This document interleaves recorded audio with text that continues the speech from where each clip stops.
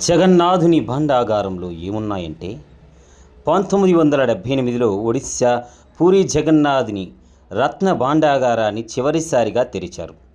70 రోజుల్లో జరిగిన లెక్కింపులో 128.38 కేజీల 454 బంగారు ఆభరణాలు, 221.53 కేజీల 293 వెండి ఆభరణాలు గుర్తించారు.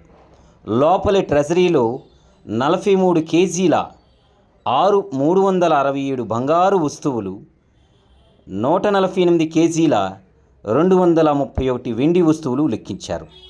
బయట ట్రెజరీలో 84.74 కేజీల 87 బంగారు ఆభరణాలు, 7.64 కేజీల 62 వెండి వస్తువులు గుర్తించారు. తాజా లెక్కింపు తర్వాత ఆభరణాల విలువలను ప్రకటించనున్నారు.